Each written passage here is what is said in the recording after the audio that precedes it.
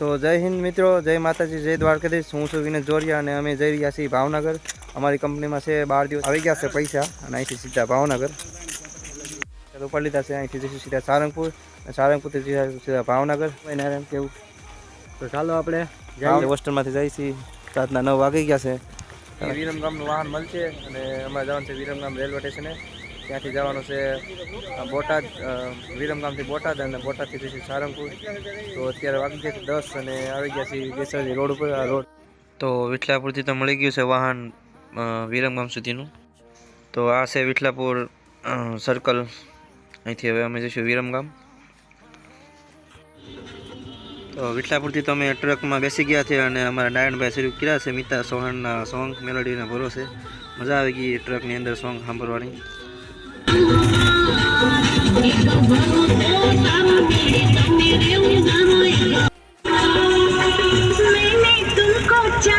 વિરમગામ બાકી ટાઈટ તો છે થોડીક, આ બાજુ વિરમગામ વધારે છે એટલે ટોપો ઓઢી લીધો। તો આ છે વિરમગામની પોપટ ચોકડી। જ્યાં એક આ બાજુની ચોકડી છે જાય છે સાળંગ, ચોકડી ઉપર હનુમાન દાદાની મૂર્તિ સાળંગપુર છે એવી જ મૂર્તિ। બાકી આ જાય છે બેસરાજી હાઈવે। તો આવી છે હનુમાન દાદાની મૂર્તિ, જય સિયારામ, સારંગપુર છે એવી જ મૂર્તિ છે। આ પોપટ ચોકડી વિરમગામની, આ વિરમગામ છે, જોઈ શકો છો વિરમગામ। તો આવી છે અમારો બ્લોગ જોયા કરો ટાઈમપાસ। બોલ ફોટો કોણ લે મારો ફોટો નહીં બ્લોગ ચાલુ છે, બોલ શું કહેવા માંગતો? કાંઈ નહીં કેવું યાર। હું તો અહીંયા બ્લોગ ઉતારવા આવી ગયો છે પણ ઓલા બે વાહે રહી ગયા છે વિડીયો ફોટો પાડવા હનુમાન મૂર્તિ પાસે। તો અહીંથી જવાનું છે અમારે વિરમગામ રેલવે સ્ટેશને। અને આ બધું તો ઠંડી થોડીક વધારે છે એટલે સહી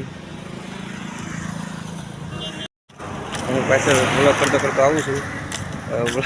બ્લોગ કરતા તો આવડતું નથી ક્યારે, પહેલી વાર ટ્રાય કરી, બીજી વાર ટ્રાય કરી હતી, જેવો આવડે એવો ટ્રાય કરી। કેમ કે પહેલાં તો બોલવામાં નર્વસ થઈ, કેમેરો ચાલુ થાય એટલે બોલી જ નથી શકતા, પણ છતાંય ટ્રાય કરી, જેવું આવે તો જોયા કરજો તમે બધા। કાંઈ પણ ભૂલ થાય તો કમેન્ટ કર્યા કરજો તો ખબર પડે કે બીજી વાર ભૂલ ના થાય। બાકી ટ્રાય કરી છે પહેલી વાર। વ્લોગ તો અત્યારે યુટ્યુબની અંદર બહુ મતલબ ફેમસ છે, બધા હર કોઈ વ્લોગ ઉતારે છે, તો આપણે પણ વ્લોગ ઉતારવાનું ચાલુ કરી દીધું છે। તો આ છે સામું railway station, Viramgam railway station, ને આ પાછળ છે માતાજીનું મંદિર। તો અમે આવી ગયા છીએ અત્યારે માતાજીના મંદિરે। તો અહીંથી દર્શન કરશું પછી જઈશું બોટાદ।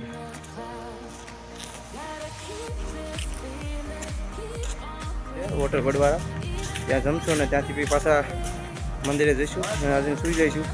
કેમ કે જેમાં જે ટ્રેનમાં જવાનું છે રાતના 3 ને 50ની ટ્રેન છે, એટલે બહુ મોટી ટ્રેન છે। તો આ છે વિરમગામનું આવું પ્લેટફોર્મ છે, સરસ પ્લેટફોર્મ છે અને બહુ મોટું રેલવે સ્ટેશન છે વિરમગામનું।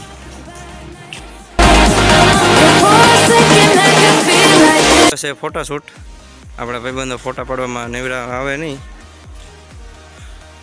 તો આવી ગયા છીએ અમે વડવાળા રેસ્ટોરન્ટમાં જમવા। અમે ગમે ત્યાં આવી ત્યાં વડવાળા જઈએ, વિરમગામ રેલવે ઓલા બસ સ્ટેશનની સામે જ છે। તો હવે જમશું। તો અમે ખાવાના છીએ આજે શાક પૂરી નોર્મલી, તો બટેટાનું અને મિક્સ શાક છે, બટેટા ટમેટાનું અને શાક પૂરી ખાઈને હવે જમીને સૂઈ જઈશું। તો રેસ્ટોરન્ટમાં અમે લોકો જમીને પછી આવતા રહ્યા માતાજીના મંદિરે આવીને માતાજીના દર્શન કરીને રાત્રે જ અહીંયા મંદિરે સૂઈ ગયા હતા। અને સવારે સૂઈને અમે રાતના 3 વાગે લગભગ અંદાજિત અમારી ટ્રેન હતી, તો અમે બોટાદ જવા માટે નીકળી ગયા હતા। થોડીક વધારે ઠંડી હતી, એનું કારણ હતું કે મંદિરની બાજુમાં તળાવ છે અને બંને બાજુ પાણી આવશે, તો વધારે ઠંડી હતી। તો પછી મોટી રૂમાલ અને ટોપન બધું સાથે 3:30ની ટ્રેન હતી અને ટ્રેનમાં તો બહુ ટ્રાફિક હતી એટલે સીટ તો ના મળી। ટ્રેનમાં ચા આવી તો અમે પછી ચા પી લીધી। તો વિરમગામથી ઉપડીને અમારી ટ્રેન આવી ગઈ હતી સુરેન્દ્રનગર ગેટ સુધી। તો સુરેન્દ્રનગર ગેટ બહાર ઉતારીને એક નાનો વિડીયો શૂટ કરી લીધો અને પાછી અહીંથી જશે સીધી બોટાદ। તો આવી ગયું છે બોટાદ, તો ઉતરવાની તૈયારી છે, તો અમે તૈયાર થઈ ગયા હતા ઉતરવા માટે અને ફાઇનલી અમે બોટાદ આવી ગયા છીએ। તો પબ્લિક છે આ બધું બોટાદનું, કેમ કે બોટાદ વધારે ટ્રાફિક હતી।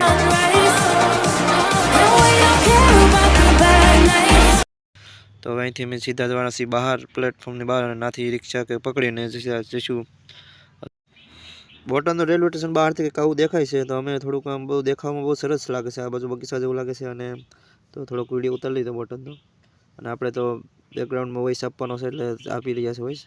તો આવી રીતે છે રિક્ષાનું સેટિંગ કરીએ. તો આ 2-3 ફોટા છે બોટાદના, બહુ સરસ.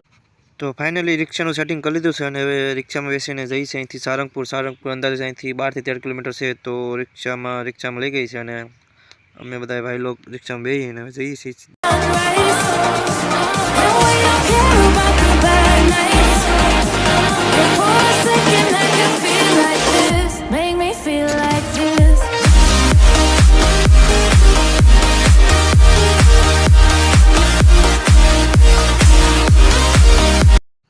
તો આજે રવિવાર હતો એટલે થોડીક ભીડ તો વધારે હતી, પણ અંદર જતા રહ્યા, અને અંદર તો ઓડિયો કંઈ સારો આવશે નહીં, એટલા માટે વિડીયો અંદરથી બહારથી વોઇસ ઓવર કરવો પડશે. તો દાદાના દર્શન માટે ફાઇનલી વારો આવી ગયો છે, અને દાદાના દર્શન કરી પણ લીધા. દાદાના દર્શન કરીને થોડીક વાર માટે અંદર બેઠા, અને બસ વિડીયો શૂટિંગ કર્યું, ફોટા પડ્યા. પછી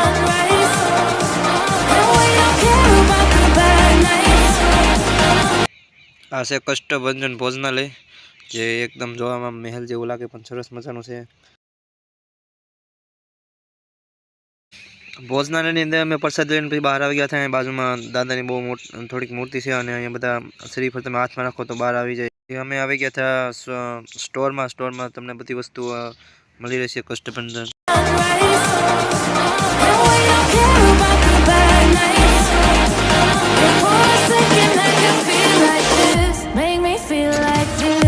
નારાયણ, શું કેવું છે બજરંગબલીના ધામમાં આવીને તારું? મજા છે એકદમ મોજ, આનંદ.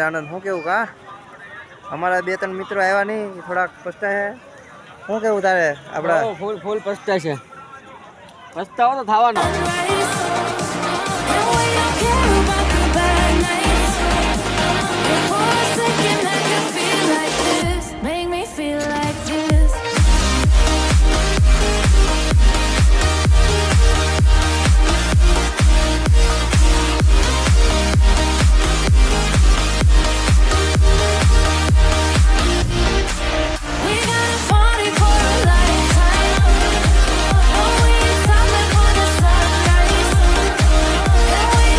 તો સારંગપુર હનુમાન દાદાના દર્શન કરી લીધા છે, અને હવે અમે જઈ રહ્યા છીએ બોટાદ રેલવે સ્ટેશન.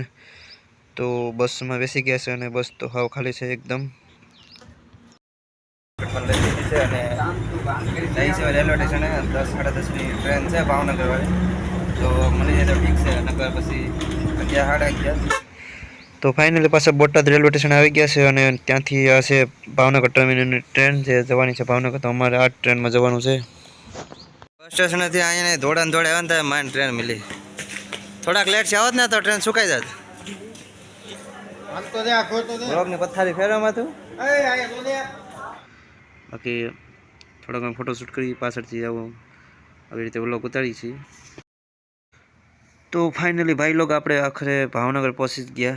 હા, તો હવે ભાવનગર અમે આવી ગયા છીએ. અમે ટ્રેન છે જે ટ્રેનમાં અમે આવ્યા હતા, અને આ છે આવું આવેલી હતી. અમે બોટાદથી ભાવનગર સુધી આવ્યા હતા, અને પહેલાં વિરમગામથી આવ્યા હતા બોટાદ સુધી. બોટાદ થઈ ગયા હતા સારંગપુર હનુમાન દાદાના દર્શન કરવા. દાદાના દર્શન કરીને પછી પાછા બોટાદ આવ્યા, અને બોટાદથી પાછા આવ્યા ભાવનગર. તો અત્યારે અંદાજિત વાગી ગયા છે 12:30. હવે ભાવનગરથી જઈશું પાછા મોવા. તો અહીંયા જ હું આ વિડીયોને બસ એન્ડિંગ કરી દઈ. ભાવનગર સુધી આપણે આવવાનું હતું, આવી ગયા. તો વિડીયો પસંદ આવ્યો તો લાઈક કરી દેજો, નવા હોય તો ચેનલને સબસ્ક્રાઈબ કરી દેજો, અને બસ આવી રીતે મારા વિડીયો જોતા કરજો. આભાર તમારો બધાનો. જય હિન્દ, જય માતાજી, જય દ્વારકાધીશ.